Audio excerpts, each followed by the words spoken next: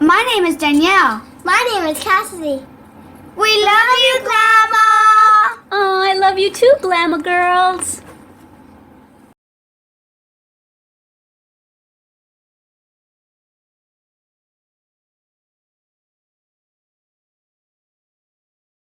Hi everyone, Glama here. Welcome back to Made with Love by Glama, where everything here is always made and taught by me with love. Today we are going to be Tunisian crocheting in the round. So since we're going to be crocheting in the round, I figured I would make a maybe just a little infinity scarf, not too wide or anything, just about this wide. Maybe a good 4 or 5 inches wide or so. And we're gonna make it, I'm gonna make it down to like my belly button area. That way you can either wear it long or you can double it up and make it a little shorter around the neck. So that way you have options with it. So that's what we're going to make as I teach you how to Tunisian simple stitch in the round. Okay, so this is what you'll be needing. Yarn, a Tunisian cable hook, a tapestry needle, and a pair of scissors. Oh, and I almost forgot a stitch marker. Okay, so I'm using a, let me see if it shows up, a 9.0 millimeter Tunisian crochet hook, and I don't even remember what this would be in American sizes. I would have to go look it up, darn it, and I don't remember. I'm using a pretty big hook, even though my yarn isn't very thick or chunky. This is Caron Simply Soft yarn. It's got some pastel colors. I figured with spring coming soon. I know that in a lot of different countries and in a lot of the states that I've been watching on the news, y'all are still having snow and blizzards and negative 20 and 30 degree weather, and but around here in Texas it's starting to become spring, so I'm going to use some spring colors, and maybe using spring colors will get you in a warmer mood. So anyway, I'm going to leave a teeny tail, just a little bit of a tail, so I can weave it in later, or maybe I'll work it in with my work later. But let's get started with a slip knot. Okay, and we're just going to make some chains now. Okay, all right, so just go ahead and make chains, and this is making my chains pretty loose because it is such a big hook, but that's okay because then it tends to not make the Tunisian stitches curl up, because for many of y'all that know how to Tunisian crochet, you know that the beginning rows tend to have the Tunisian curl. Well, when you use a bigger size hook, it tends to minimize that a little bit. So let's just go ahead and make chains. I'm going to make chains until it measures about 55 to 60 inches, okay? So when I come back, I'll let you know how many chains I actually made. Okay, now that I have my super long chain, I have about 150 chains. And now what you want to do without twisting your chain, keep the V's right side up, go all the way to the bottom, to the beginning of the chain. So here's the end of my chain right here, and here's the last one that I made. So I am going to join like this, and then I am going to join it together.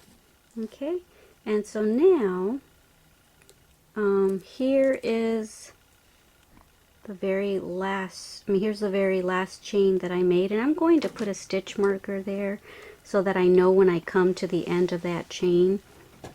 Here's the V, and here's my very last hump of the very last chain that I made, and that's what we're going to go into, is the back humps of our stitches.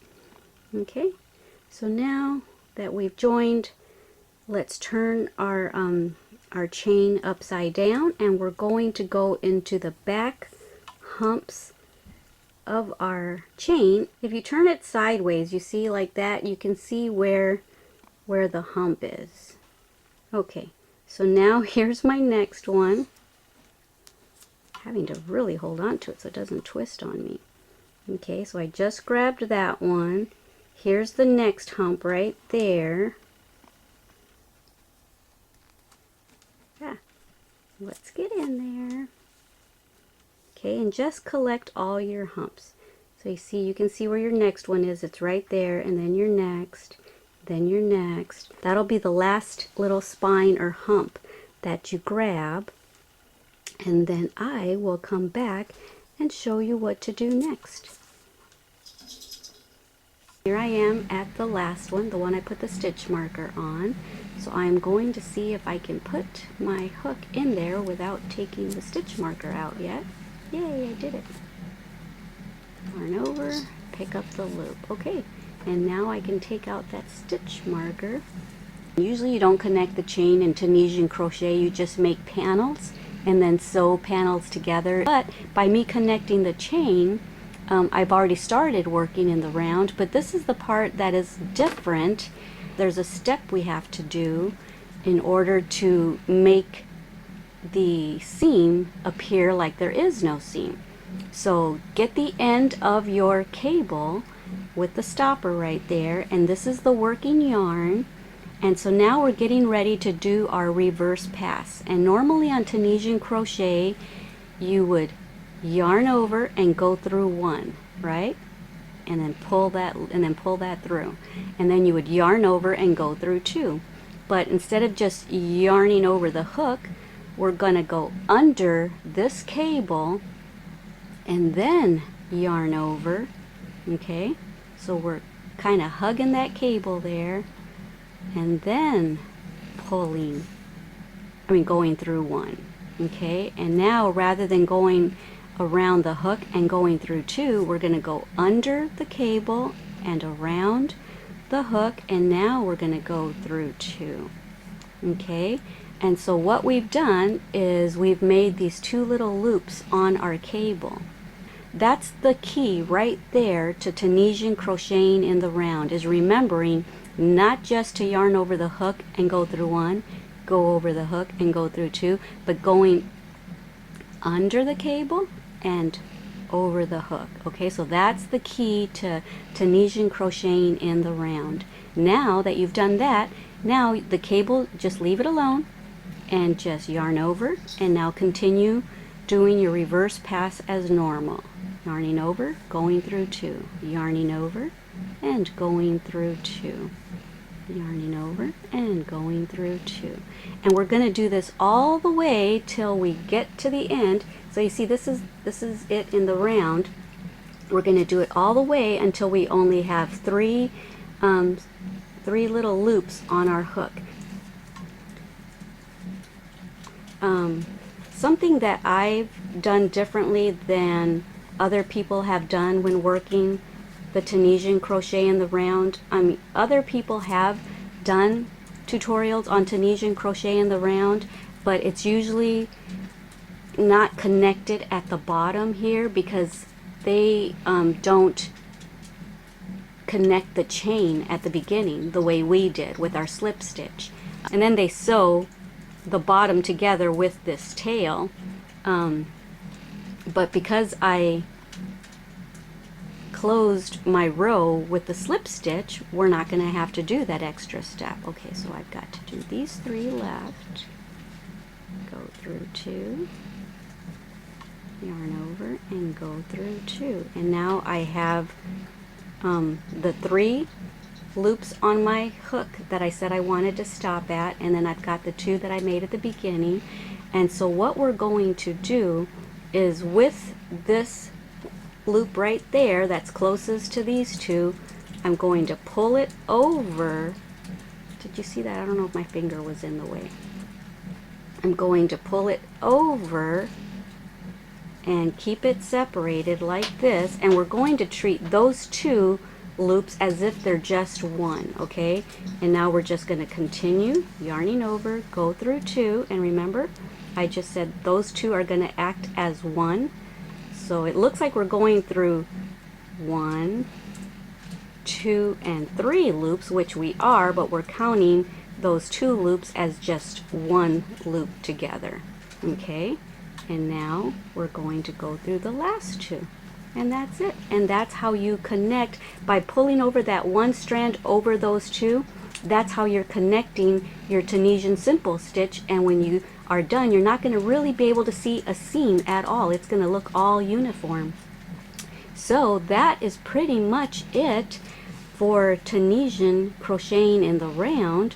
So get your stitch marker, since I'm new at Tunisian crocheting as well. I'm going to put my stitch marker on the very last stitch that I'm going to do when I come around this way.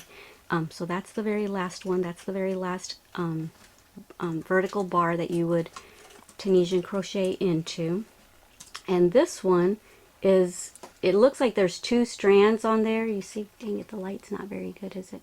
But that's already a worked stitch. You see the yarn right there and the yarn back there. So that stitch is already worked, and we have the loop up here. So we're going to move on to this stitch right there. We're going to go between that one and that one. We're going to go between, and we're going to pick up a loop, yarn over, and there. Now we've got 2 stitches worked. And we're just going to do the Tunisian simple stitch the way we know how to do it, as normal, and then everything is the same until you get to the end. Okay, just 1, 2, 3 more vertical bars to go. Okay. And there's the one with my stitch marker on it. So that's my last one. There we go. We just did the last stitch. Okay, take that out. And now comes that part where we grab the end of the cable and just kind of hold it like this together. And here's your working yarn. Okay, and you're going to go under the end and over the hook, and we're going to go through 1 bar. And we're going to do the same thing. Go under the cable and over the hook, and now we're going to go through 2 bars for our reverse pass. Okay, and so once again we made those 2 loops right there that we end up working with later on. Now you're just going to do your reverse pass as normal. Yarn over, go through 2. Oops, let me push these more forward. Okay, so yeah, just continue as we've been doing, and that's pretty much all there is to it. So we just go ahead and do our Tunisian simple stitch reverse pass, and then I will meet you back here when I have 3 loops on my crochet hook. Okay? Okay, so I am almost finished with my reverse pass.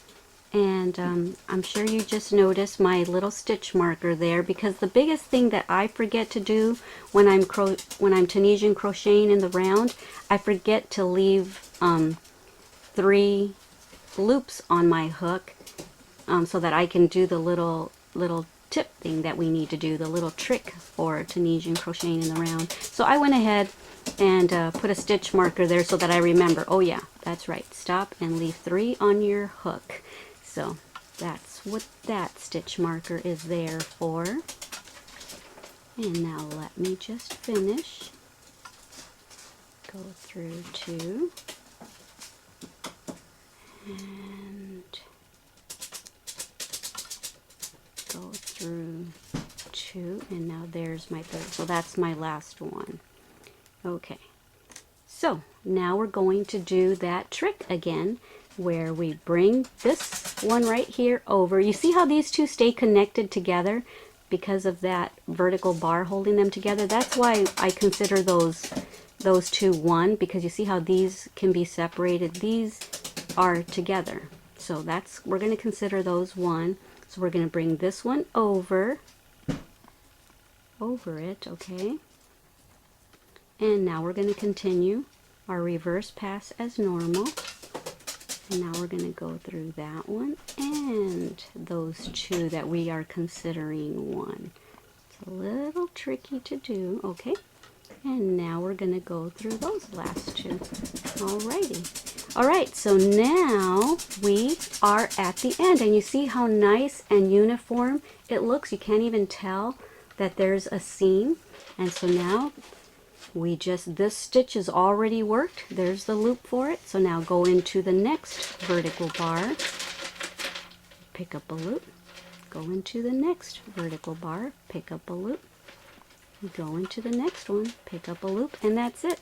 Okay, so now we are finished with our forward pass, and so now we're going to grab the cable with the stopper, and we're not just going to yarn over the hook and go through one, we're going to go under the cable and around the hook,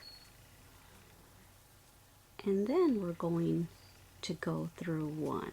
Okay, and now we're going to do that one more time. Under the cable and around the hook, and now go through two. Okay, and there's those two loops that we consider as one on the stopper. Now you can just kind of tug this, and once you've made those two loops, you can tug on the cord and join those two loops with the rest of the loops. Okay, and so now just do your reverse pass as normal. Let me push some of these stitches up. Yarn over your hook, and go through two, yarn over your hook, go through two, yarn over, go through two. And remember how last time I said that I put a stitch marker over here at the end? There's the two that we consider one, and then 1, 2, 3. I will put my stitch marker there to know that I'm getting close to the end where I need to do my next little step for Tunisian crocheting in the round. Okay, see ya at the end of the row. Okay, so here I am nearing the end of my reverse pass, and there's my stitch marker reminding me that I have to have 3 loops on my hook in order to do our little step for the Tunisian crochet in the round. So there, I have my 3, and here's the 2 that we consider to be 1. I'm going to bring this one over.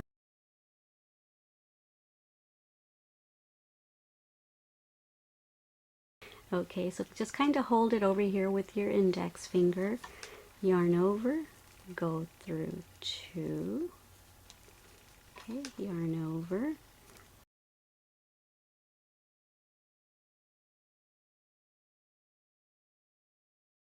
yeah, and then I go through the last 2. Now I'm just going to pick up my loops, okay, and that's it. So just continue with those steps that I've shown you, and just continue with your Tunisian crochet in the round till the project is as wide as you want it.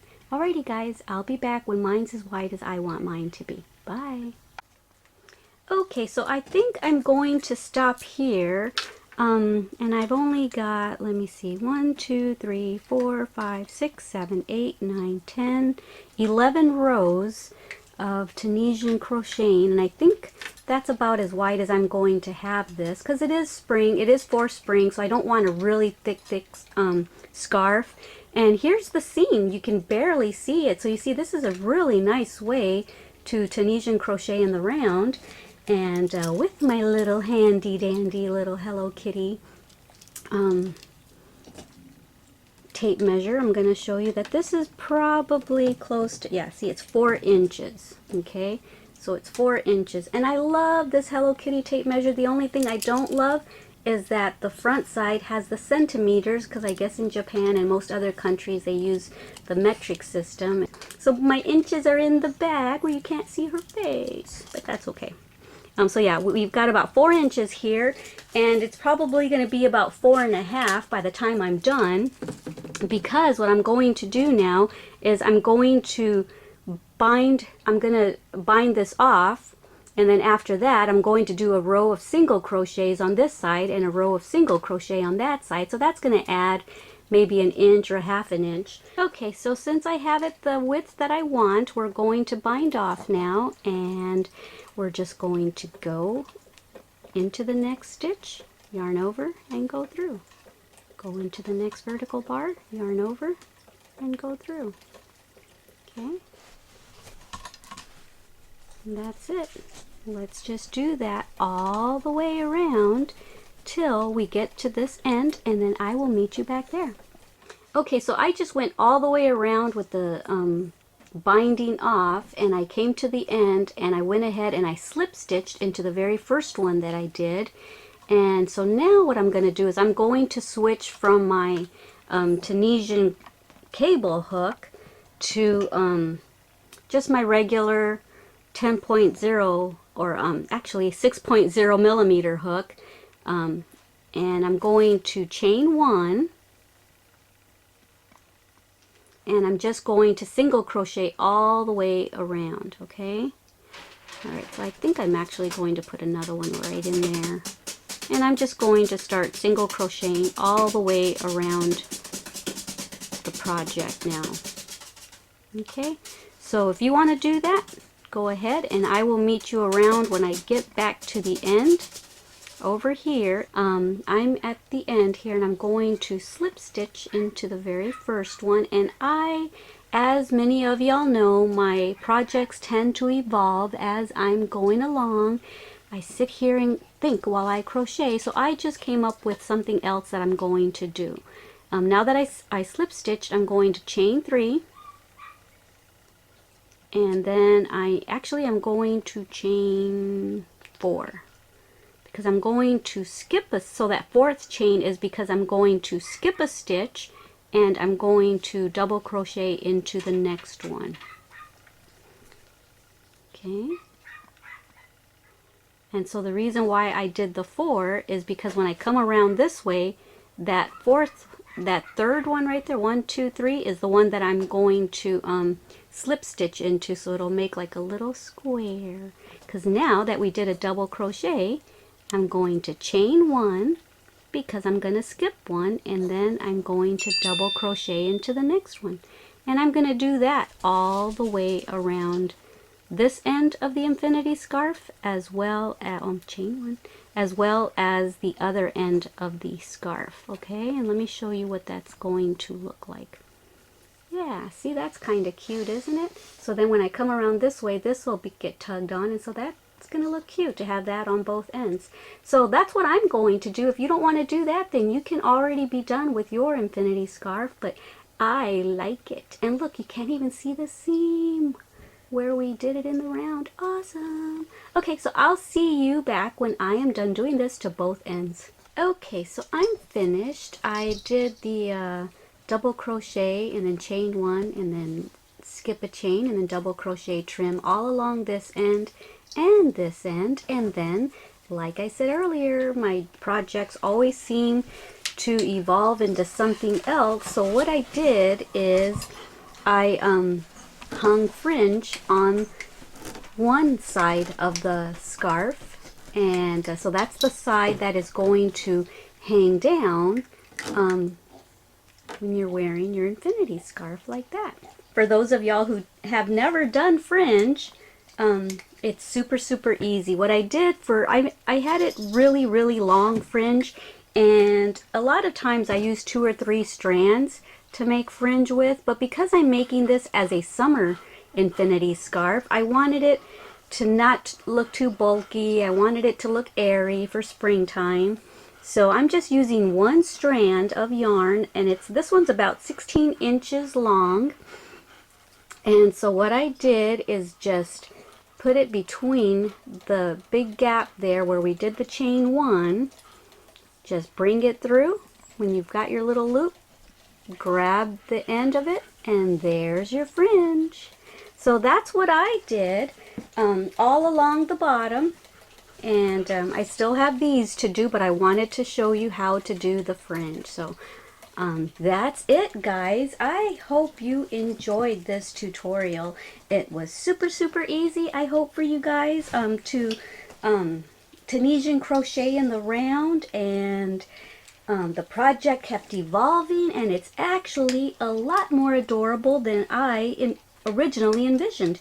So I am pleased with it. I am very, very happy with my Tunisian infinity scarf. Alright guys, thank you so much for joining me here again at Made with Love by Glama, where everything here is always made and taught by me with love. Alright guys, don't forget that I love you, and don't forget to love yourselves and everyone else that you come in contact with. Alrighty guys, bye! Okay, so I wanted to show you that I didn't end up going all the way around the back side of the infinity scarf with the tassels, because I didn't want some of the tassels to be, you know, all over the place in the back and everything else. I mean, you can go all the way around if you'd like, but I think I'm just going to leave it from there all the way to here is where I did it. So I like it like that, so I'm going to leave it.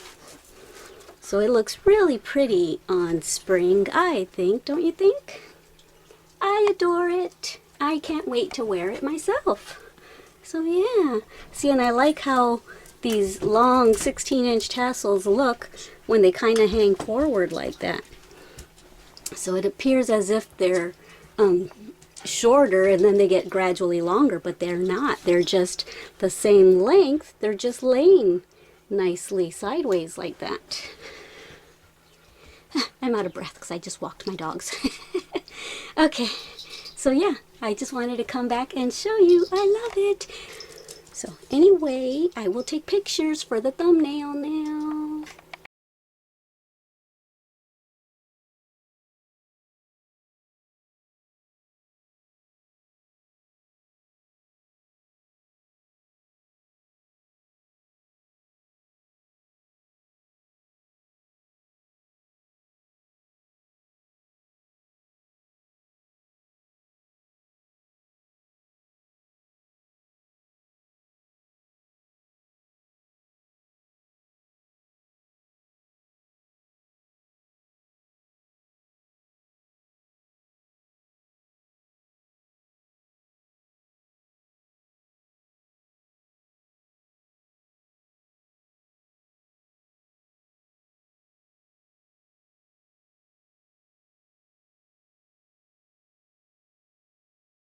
Thank you for watching our Glama's channel.